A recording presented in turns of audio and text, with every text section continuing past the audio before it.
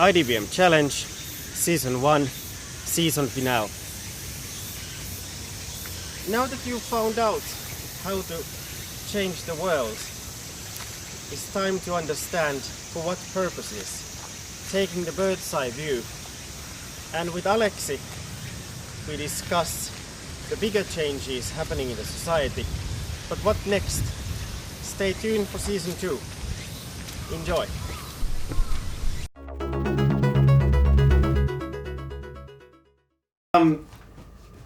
I'm joined here by Aleksi. Aleksi Neuvonen from Demos Helsinki. Thanks for coming. Always fantastic.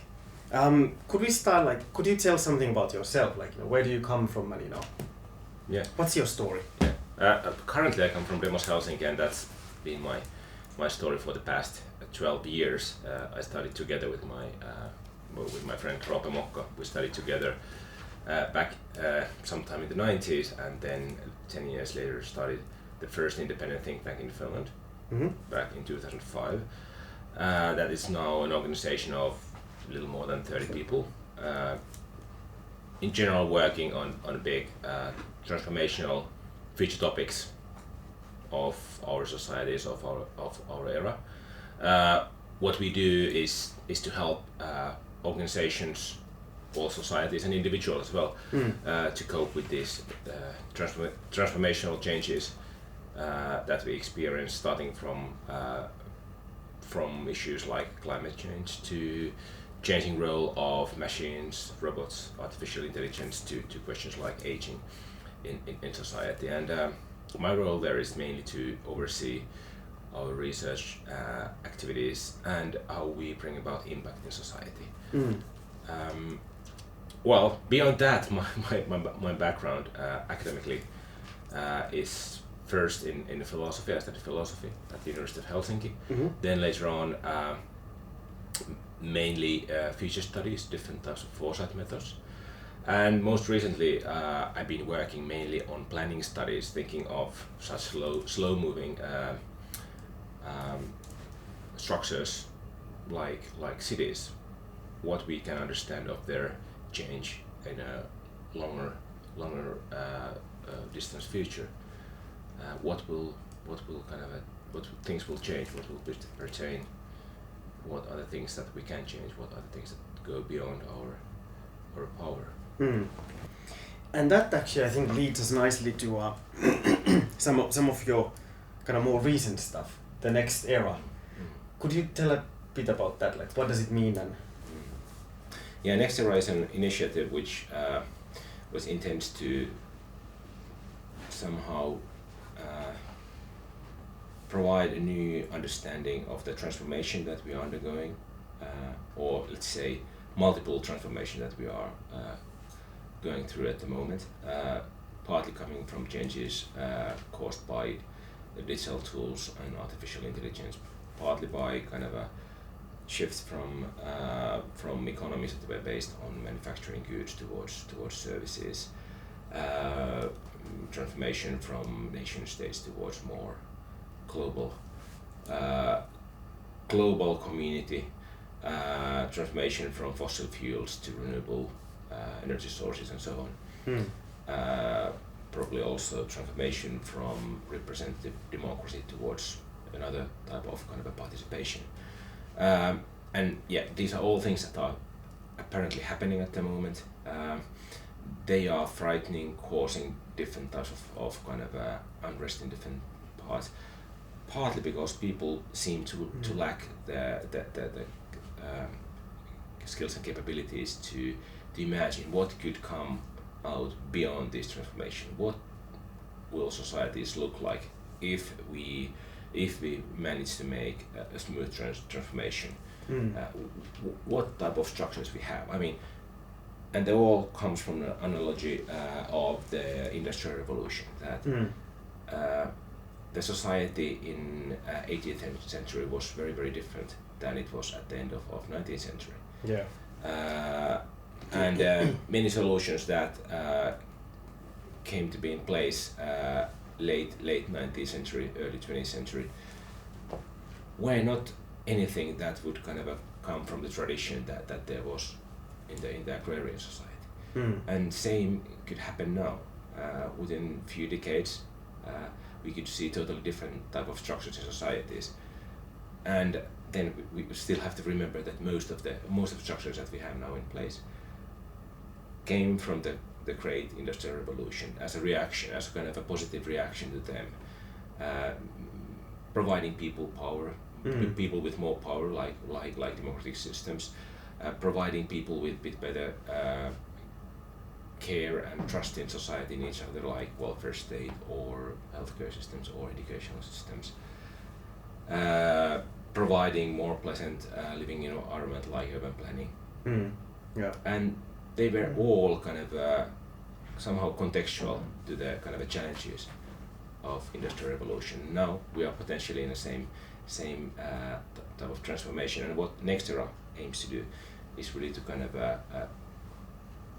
create better understanding of this transformation, and also to create vision on a good society beyond the current transformation, and then also motivate different type of people who are already making a move towards something new, helping them to connect by providing a shared narrative of the transformation and the vision. Yeah.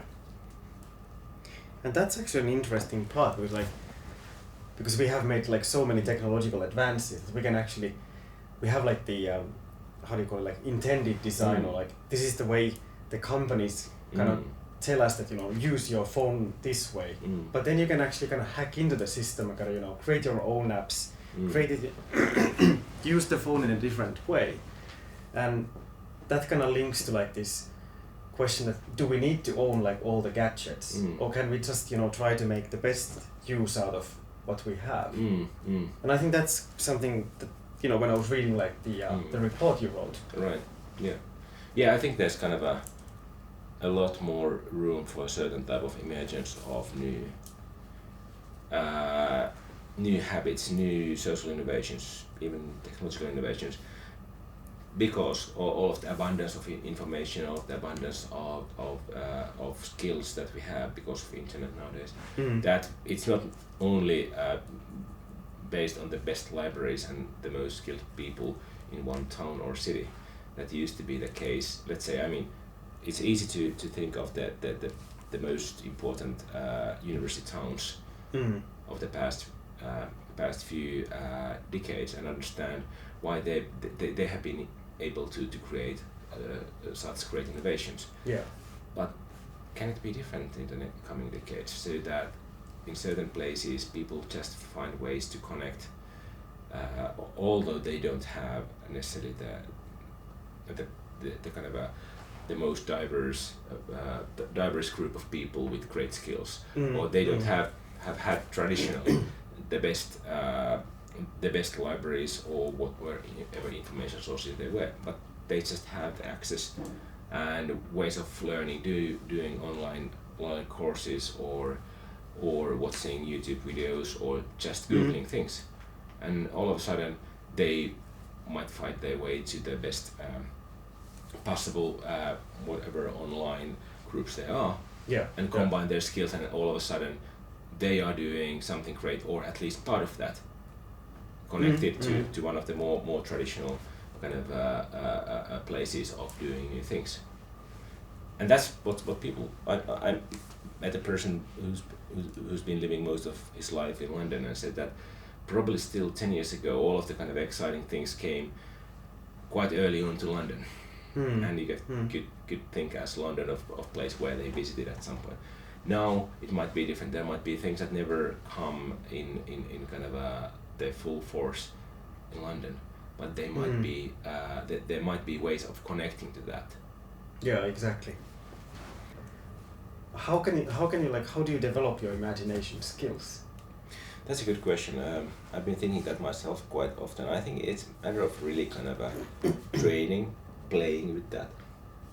I think going through, spending enough time in different types of exercises where you try to think of something that doesn't exist yet, or not necessarily only doing that, but also reading, or watching movies or just kind of experiencing different things, and that provides you I mean at least ingredients for that imagination, and I think it's then the rest is about kind of allowing yourself to kind of combine things that don't necessarily make sense together in the beginning, and then just have enough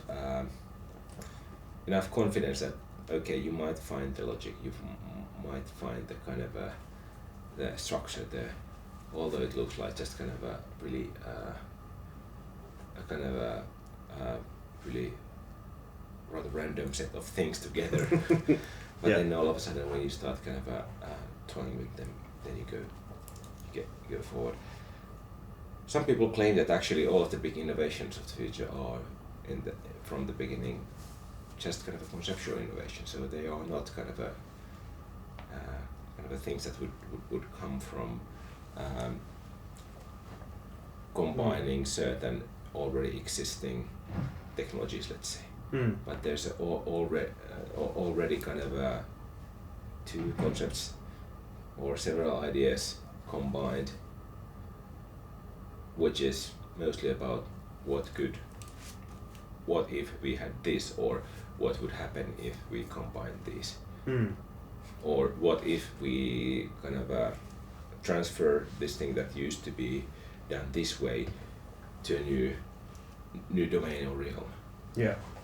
And that so it kind of I think this is kind of a good evidence of that you have to kind of play with these ideas, or put yourself, I mean, of course some people can do that kind of merely inside their own mind whenever, but I think quite often it's a matter of putting yourself into contexts or challenges, workshops, whichever, where you have to kind of spend time combining things or thinking of things that don't have kind of ready-made answers, but kind of several alternatives, room for plenty of speculation. Speaking of future, because most people probably watch this session or this episode sometime in this fall. So it's gonna be like few months since Rewiring Progress was launched. How would you envision, like, what's the reception like? How has it kind of changed people's lives, or what has been the impact of it? Well, at least I hope it has provided good number of people with greater optimism towards things where we can get in few years' time. It's a story of understanding that although we are in a state of transformation where plenty of people seem to be unhappy about the course of things, yet there is tremendous potential in creating something greater that could also bring within reach certain kind of solutions that we've thought to be kind of overly great and huge in order to humankind to kind of get kind of a good control or governance on those.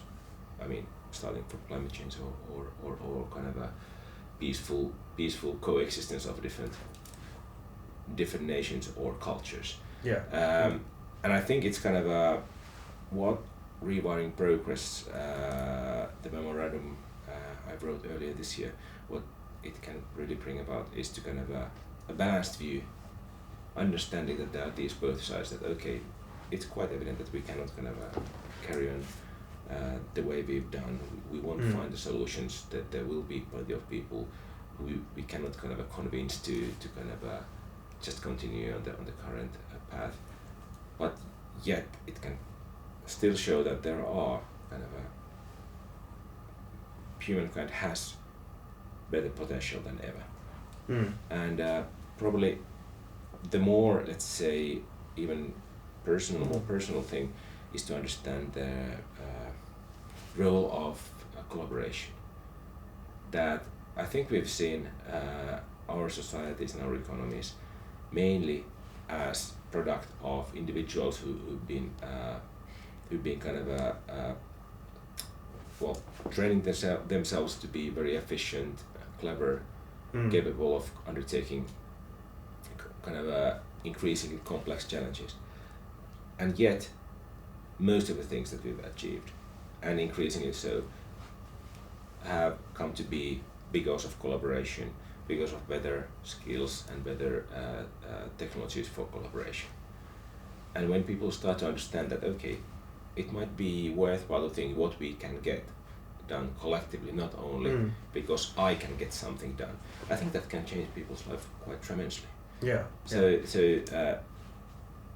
not only thinking of how successful I might be in my career, thinking of what us as a group or a network could achieve. They are both probably true stories of our reality, but can kind of provide different type of a motivational basis. Yeah.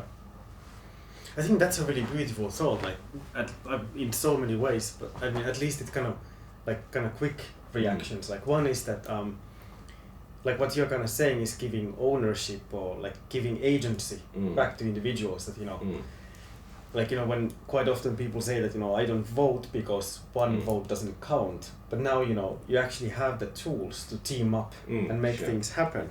Yeah. And also like this getting away from this idea that this is my idea, I created this idea, like having this kind of I think it's a bit it's bullshit. Yeah. It's bullshit, Yeah. essentially. I mean can anyone name a great idea that had not taken great part of it from some previously existing ideas? Yeah. Most of the great scientific discoveries have happened in several places. Nobel Prizes are in many cases handed to several people because exactly. Because they've been kind of a parallel development, all based on something that has happened previously. Yeah. Okay, and what kind of advice would you give to students of IDBM? They are starting their journey now, and first, probably a very good choice of studying here.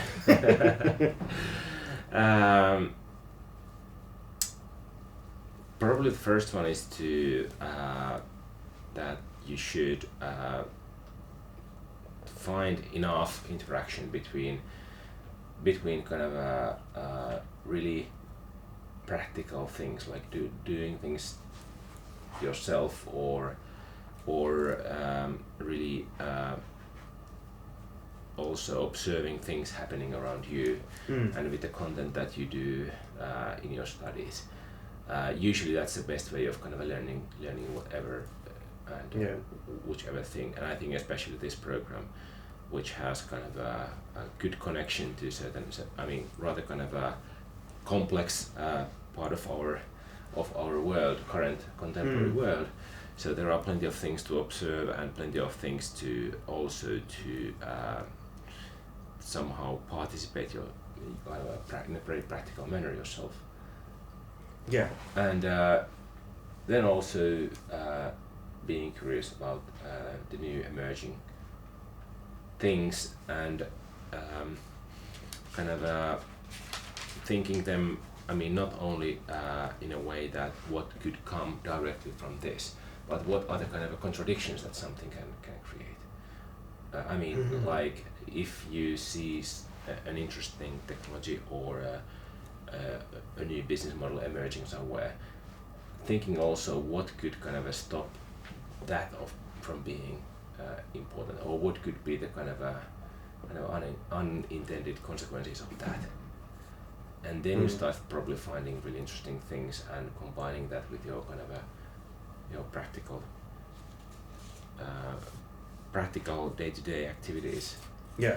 Can kind of help you to boost into the kind of journeys that enable you to find something kind of extraordinary.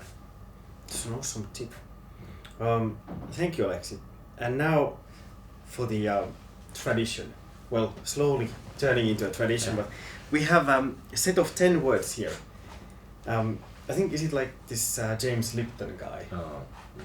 But yeah, so 10 words and just, first word that comes into your mind. Are you ready? I am. Okay. Success. Money. Technology. Better world. Space.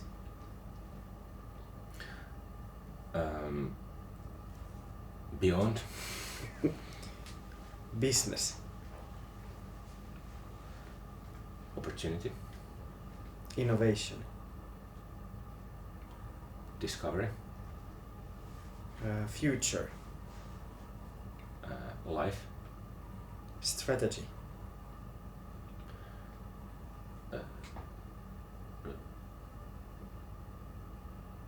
Future. Design. Good things. IDBM. Health. IMDB. What? IMDB.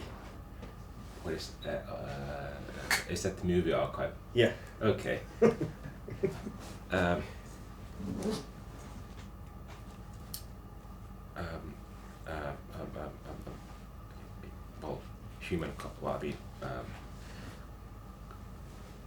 cultural heritage. Thank you. No, we just wanted to put the last two there because quite yeah. often people get those Yeah. confused. Being able to laugh at yourself, Right, and yeah. all that. Thank you so much, Aleksi. Always a pleasure. Thank you. It was a great conversation. Thank you. Thank you so much.